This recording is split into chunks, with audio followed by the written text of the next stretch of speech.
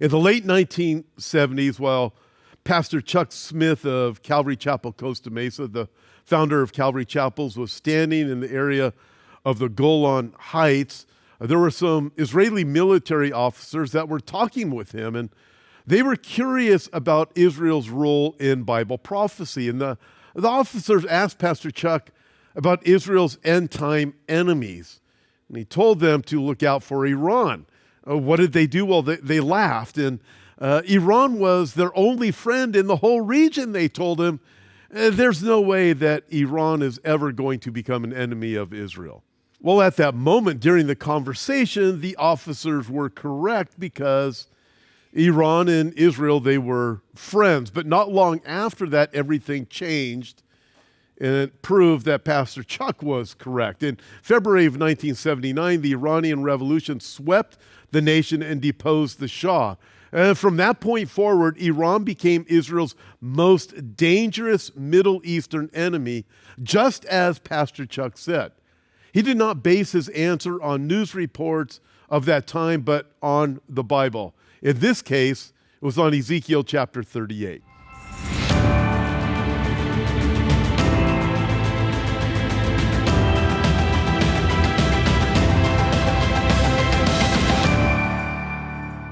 Well, let's work through this and get some main points for understanding. And the first one is this: Bible prophecy foretold Iran's rise as a threat, regardless of what anybody else thought.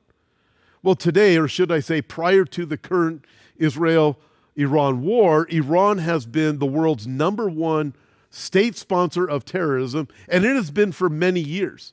They don't use their oil money to enrich their people, but to arm themselves and their terrorist friends. They had one of the largest drone manufacturing capabilities in the world. Their arsenal of ballistic missiles was and still is massive, though they don't have as many today as they did just a few days ago. Even more critical, they have a dwindling number of missile launchers. But until last year, Iran used its proxies to project military power across the region because 80 to 90% of the world's Muslims are Sunnis. The minority Shiite Muslims stick close together, and Iran mobilized fellow Shiites in Lebanon, Yemen, Iraq, Syria, and a few pockets elsewhere. Iran funded the Hamas terror attacks against Israel on October 7, 2023. They thought it would be the beginning of the end for Israel, but it turned out to be just the opposite. Iran and its confederates nearly destroyed themselves. Think of this. Hezbollah in Lebanon had the best funded, best organized, most powerful non-state military in the world, and it had over 150,000 missiles aimed at Israel. And when Hezbollah kept working on behalf of Hamas, Israel decapitated that terror organization, killing its leaders and destroying most of their missiles and missile launchers. Also note, the only non-Shiite Muslims loyal to Iran were the leaders of Hamas, bought and paid for by Iran's mullahs.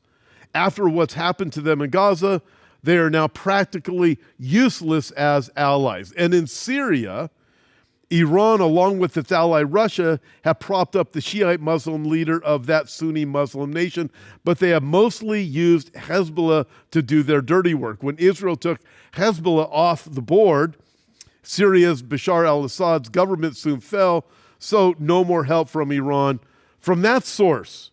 And in Yemen, Houthi rebels continue to fire single missiles in the direction of Israel, but a sophisticated missile defense system can only be defeated by overwhelming numbers, not lone missiles fired from 1,000 miles away. And just recently, the Houthis fired a missile into the West Bank. They hurt no Israelis, but injured 3 young Palestinian children. There's no help there. And the Shiite militias in Iraq remain loyal to Iran, but are neither well-armed, well-organized, nor unified. So no help there. And the entire array of Iranian allies were brought down as a direct result of October 7th, and now Iran stands or falls alone. Number two, think of this. Iran's web of influence has collapsed.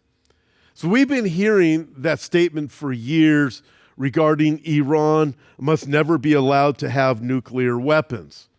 So we've been hearing that statement from years from many people, including the U.S. presidents of the 21st century. Why? Well, other countries have nukes. After the attack, talk show host Tucker Carlson finally made his feelings come out about Israel. It made it crystal clear. He said the United States should drop Israel. Before the attack, he took issue with anyone saying that Iran building a nuke amounted to anything important. He pointed out that at least two of Iran's neighbors, both Islamic nations, already have nuclear weapons. What two Islamic nations was he referring to? Well, Pakistan is obvious, but who else? Well, some speculate that perhaps Turkey or Saudi Arabia have nukes. If either of them have nukes, it's a well-kept military secret. But Tucker also said if the U.S. government knew Iran was weeks away from possessing a nuclear weapon, we'd be at war already. So he believes that the United States would never allow a nation like Iran to attain nuclear weapons. If that's true, how is it that the U.S. allowed Pakistan to get nukes? The U.S. not being at war with a nation does not prove that it is not close to building nuclear weapons. But Iran, listen, Iran is different. It is more dangerous than other countries, including other Muslim states. Even when they say they are founded on a religion, most nations are mostly secular. They have basically two goals, maybe three.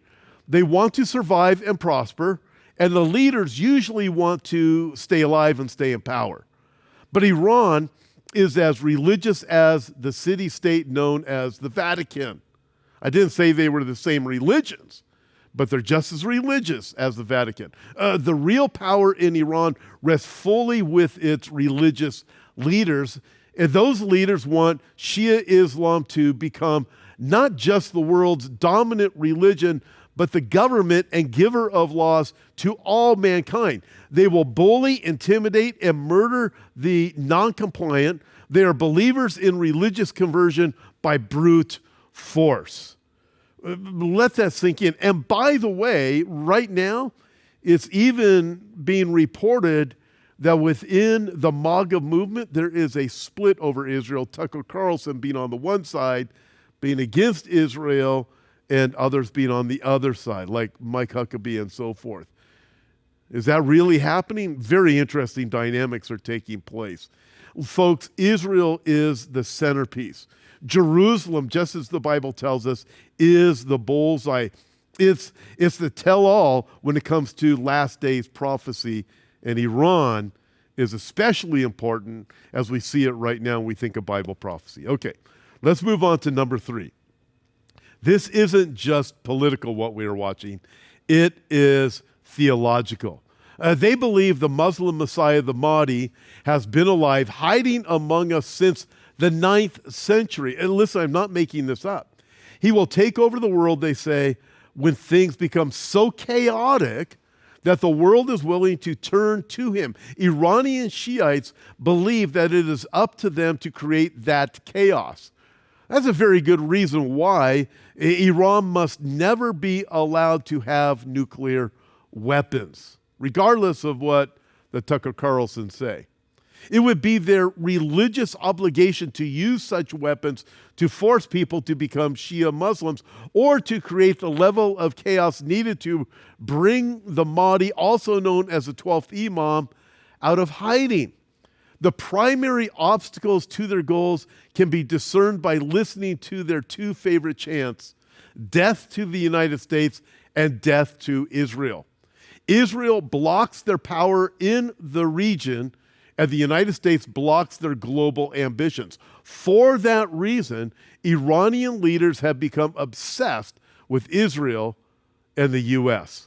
Okay, let's go back to Pastor Chuck Smith. So Chuck Smith believed the Bible, hence the conversation he had with the Israeli military officers back in the 1970s. So he believed the Bible, and now people who study the Bible, they know that he was right. Iran is a primary threat to Israel. The Bible indicates that Iran's obsession with Israel will eventually be its undoing. For Iran, the last few days have been a shot across the bow, a warning of things to come. The Bible was right about something else too. For centuries, Russia and Iran, or Persia, were mortal enemies. Today, they're friends and growing closer by the day.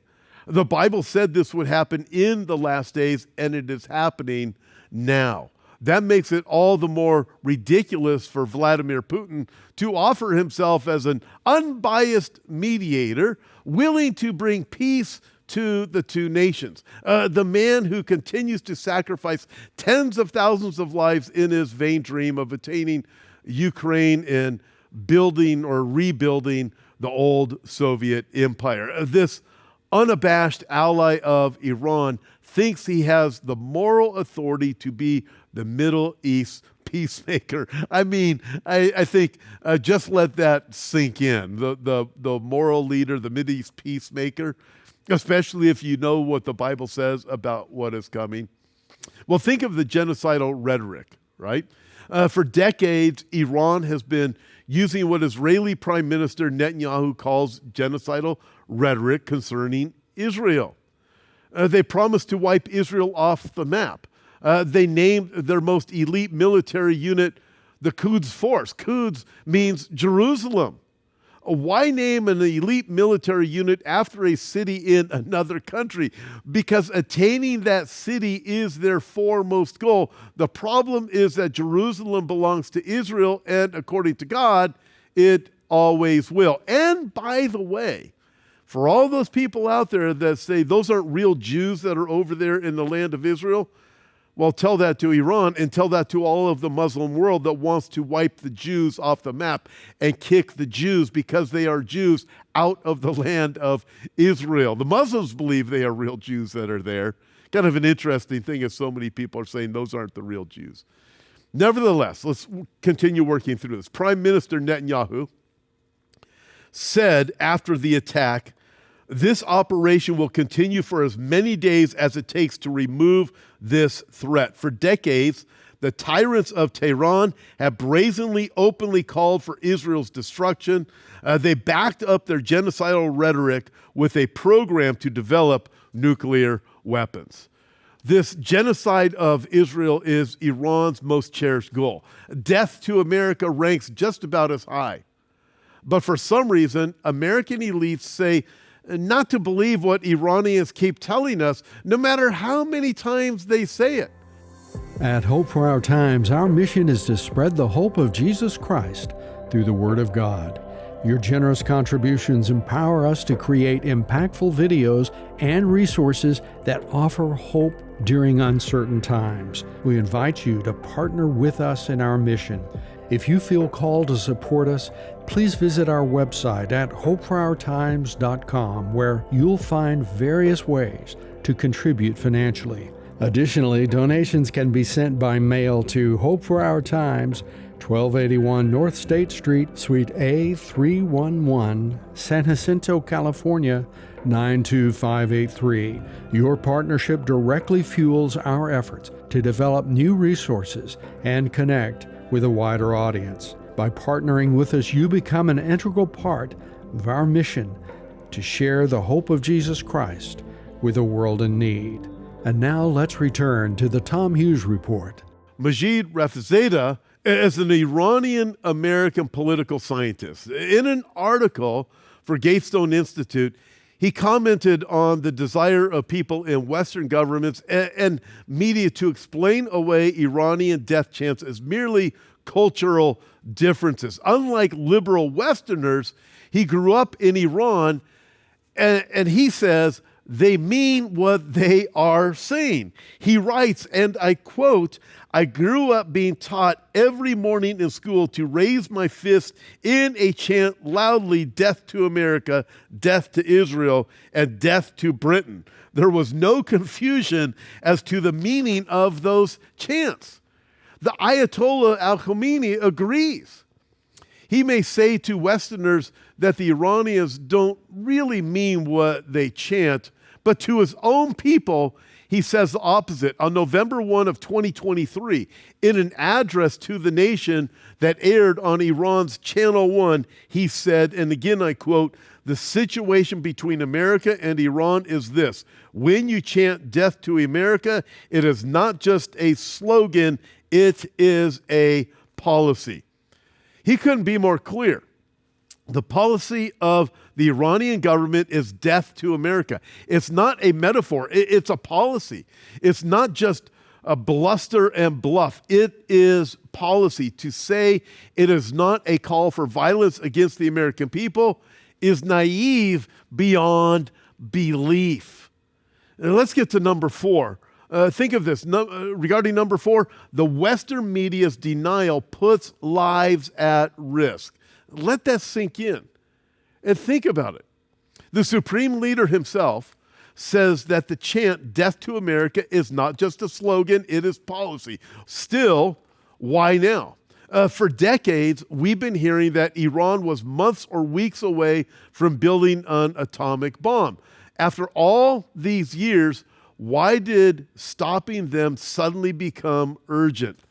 Well, Benjamin Netanyahu explained this, and he said, in recent months, Iran has taken steps that it has never taken before, steps to weaponize this enriched uranium. And if not stopped, Iran could produce a nuclear weapon in a very short time. It could be a year. It could be within a few months, less than a year. This is a clear and present danger to Israel's very survival. Tucker Carlson said before the attacks, there is zero credible intelligence that suggests Iran is anywhere near building a bomb or has plans to. None. Anyone who claims otherwise is ignorant or dishonest. Listen, is Tucker Carlson privy to the secret files of the CIA and Mossad? No, he is not. And by the way, did you know that in Iran, there are Iranian operatives who operate against the Iranian regime who also tell us these truths? And look at this and go, does Tucker Carlson think he knows more than those people? Listen, he's not privy to that information. Has he not read the public reports on thousands of centrifuges? Far more than are needed for a peaceful nuclear power program. Doesn't that qualify as evidence? Doesn't he consider massive nuclear facilities hidden inside mountains and deep underground as evidence? Intelligence agencies all over the world, including ours in Israel, say there is evidence, lots of it. Does Tucker Carlson really believe what he's saying, or is this just another component of his campaign to get the United States to drop Israel? On June 12th, the International Atomic Energy Agency, the IAEA, released a report saying that Iran was in violation of previous agreements. For some time, the IAEA had been saying that Iran was non-cooperative, but this time they said it is in violation of agreements. Just before the report was released, an Iranian official said Iran intends to launch a series of retaliatory nuclear measures as soon as the resolution is adopted at the IAEA. I mean, when you think of that and think, okay, if this was just a peaceful thing that Iran was doing, why would they have, for example, the Fordo nuclear site? Why would it be so deep underneath the bedrock, so hidden from everyone unless they were trying to hide something, so secure from any destruction? I mean, just common sense leads you to understand, hey, something very strange and very nefarious is going on here. Why not believe what they actually say and what the reports are actually saying? When the resolution was adopted, the IAEA resolution, Iran started their retaliatory nuclear measures by announcing that they were starting a new enrichment site. It is absurd beyond belief that anyone would think that Iran does not intend to build a nuclear arsenal. They've been stopped several times through the years by saboteurs, working with Israeli agents. Remember the Stuxnet computer worm that destroyed many of Iran's centrifuges? I remember it well. I remember reporting on that on a few of my prophecy updates some years ago. Israel delayed them as long as they could. Listen, they had to do more, and it had to be now. For a long time, both liberals and conservatives in America supported Israel. Today, liberal politicians are finding it increasingly difficult to maintain that support. Even the Jewish politicians, like Bernie Sanders and others, they are now expected to side against Trump no matter what he says or does. He supports Israel, so many of them do not. And I'm even more disturbed by the anti-Zionist movement among conservatives. Even Charlie Kirk warns that the United States should not get involved. But Tucker Carlson says we are already involved because Israel uses American weapons and can count on American support. That's why he says we now need to drop Israel. Maybe he would have been happier if Kamala Harris was president. I don't know. Tucker called former Fox News colleagues, including Sean Hannity, warmongers for supporting Israel's defensive action. Soon after Israel strikes on Iran's massive nuclear program, Carlson put out what he called perhaps his final newsletter before all-out war. In his first term, President Trump supported Israel more wholeheartedly than any president since Truman. And Tucker supported Trump. But now, Tucker has changed his mind. He says that even selling weapons to Israel and cooperating with the Israeli Defense Forces is wrong. Carlson said, while the American military may not have physically perpetrated the assault, years of funding and sending weapons to Israel, which Donald Trump just bragged about on Truth Social, undeniably placed the U.S. at the center of last night's events. Is it really bad for the United States to support its ally? Well, let's be clear. Israel is fighting Israel's war. It did not ask the U.S. to put boots on the ground. This is not Iraq, Afghanistan, or Vietnam. This is us helping an ally stop future wars, not start them. If, as Tucker Carlson suggests, Iran would never make a nuclear weapon, why won't it make a deal? All it had to do was sit down at the bargaining table, agree to not make a nuclear bomb, and allow inspectors into its facilities to verify that it was following through as agreed. That done, and with Trump's help, they could have a peace dividend of massive proportions. Their people could become wealthy. They could join the community of nations. But they chose, at the very least, to keep their threat of nuclear arms alive. That makes them like the man aiming a gun at police and refusing to drop it. They are forced to shoot him because his threat is real and immediate. Tucker says it's just a bluff. I mean, really. Okay, but the police can't know that if the threat is real or a bluff. Why carry on the bluff when it's going to get you killed? But Tucker is wrong about this. It isn't a bluff. Iran means to build and use a nuclear arsenal, following their Shiite Muslim religious beliefs. In a social media post, President Trump pled with them to be sensible, and he wrote, "There has already been great death and destruction, but there is still time to make this slaughter with the next already planned attacks being even more brutal come to an end."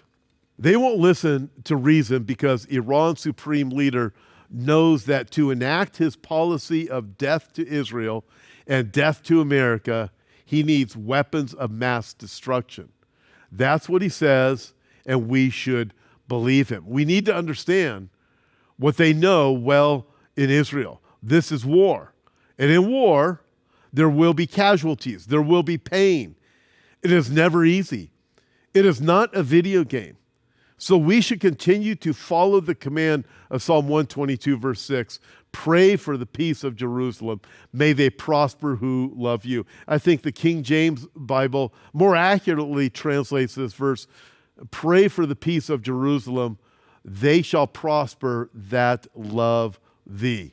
We're watching prophecy unfold before our eyes. It's undeniable. Iran's downfall, Israel's resilience, the collapse of alliances, and the alignment of ancient enemies. These aren't just headlines. They're mile markers on the road to the return of Jesus. But listen, friends, this isn't a time for fear. It's a time for faith. While the world trembles, we can stand firm because we know how the story ends. God has not lost control.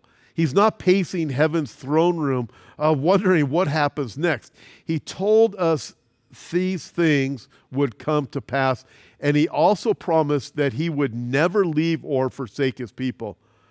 The same God who preserved Israel through centuries of persecution is the same God who will deliver his church. If you're a believer in Jesus Christ, this is not your defeat. This is your victory in progress. And if you're not yet a believer, today is the day of salvation. So what do? We pray, we stay in the Word, we share the gospel, and we keep our eyes on the skies. Keep our eyes fixed on things above because our redemption draws near. Jesus is coming soon. Let's live like it.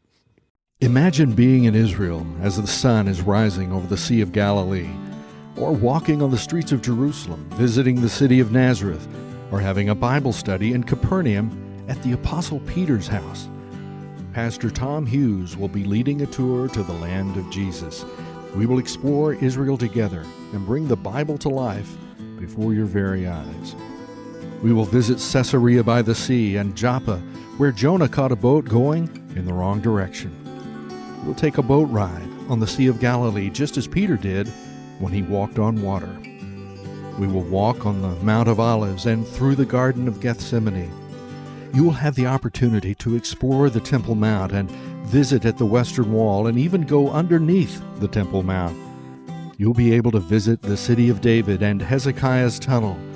And have you ever wanted to float on the Dead Sea or visit the cave where David cut the corner of King Saul's robe? Or perhaps spending a morning at Masada? These are just some of the once-in-a-lifetime experiences you will have when you join us on our Israel trip. Thank you for tuning in to the Tom Hughes Report. We pray today's program was a blessing to you. The purpose of the Tom Hughes Report is to guide individuals toward the hope that can only be found in a personal relationship with Jesus. We encourage you to explore our website at thetomhughesreport.com and reach out to us through the contact page. We value your feedback and would love to hear from you. A special thank you to his channel for graciously allowing us to utilize their wonderful studios for recording the Tom Hughes Report. Don't forget to explore their website at hischannel.com for an array of Christ-centered programs. Make sure to join us again next week for another insightful episode of the Tom Hughes Report. And always remember to look up and lift up your head because your redemption draws near.